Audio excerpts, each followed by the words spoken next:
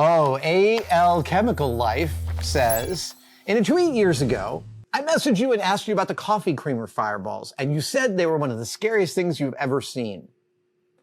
Coffee creamer fireballs, yeah. The question is, what is the scariest explosion or energetic reaction you got to witness or be a part of on Mythbusters?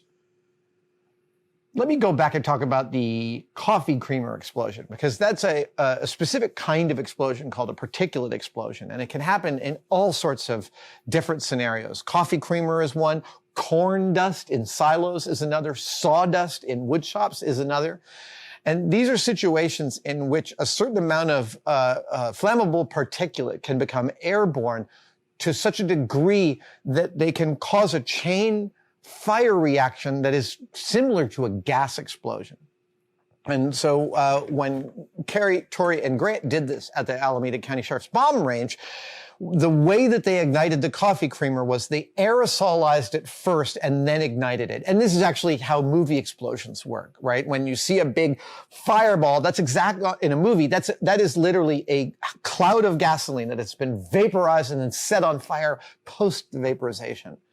And particulate explosions are particularly pernicious because we don't think of them. We think of flammable gases as being dangerous. Sawdust in the air is not a common, hey, that's dangerous kind of thought. The reason that shot is the scariest to me is because I can see where they're sitting. They're sitting on the hill, and that explosion happens, and I can see, I can feel the heat, even though I wasn't there on the day. And then I can see that fireball is moving kind of towards the camera's position, and I know that everyone was like standing up and moving when that happened. I've been adjacent to such situations enough to, like, when I saw the footage, and still see the footage of that, because it's in most of our explosion compendiums, to be like, ha, ha, ha, ha, ha, ha, ha, I'm really glad that everyone was safe. The scariest explosions are the ones you don't know about before they happen. The two scariest explosions we had on the show, one was on Mythbusters, and that was doing some that was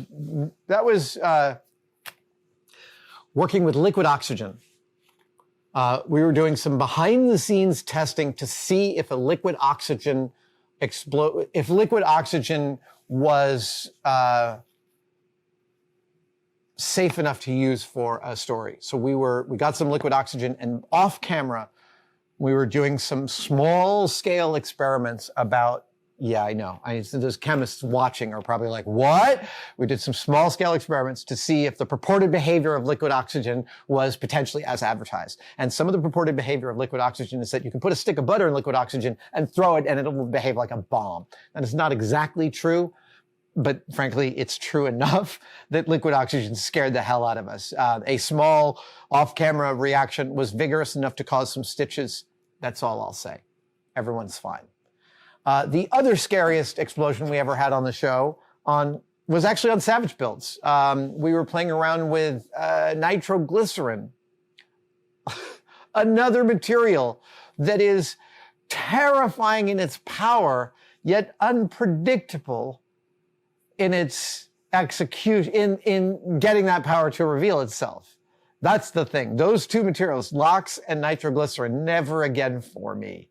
The closest proximity I've ever had to explosions, or the weirdest proximity, was in Telluride, Colorado, helicoptering over the mountains at 11,000 feet, dropping plastic explosives, live fire plastic explosives to start avalanches. I'm sitting on a duffel bag with 350 pounds of high explosives in it, knowing that if they go, I'm just not going to know about it.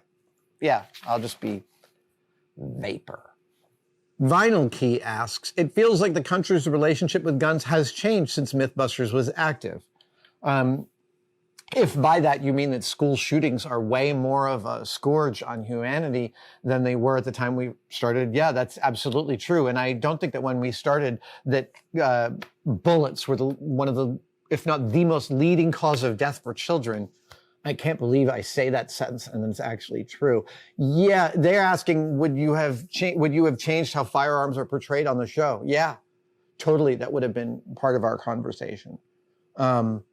I mean, look, as a prop maker and movie collector and sci-fi movie lover, you can imagine there's a lot of gun props that I want to make.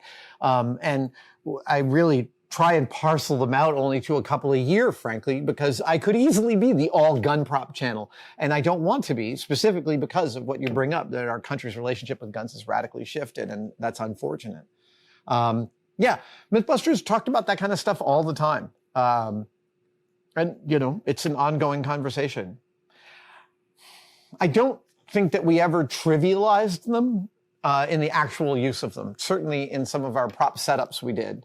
But, you know, when we're actually, like I said in the beginning of this, when we're out on shooting ranges, rigor and safety were the primacy. Like that was the main thing we were concentrating on.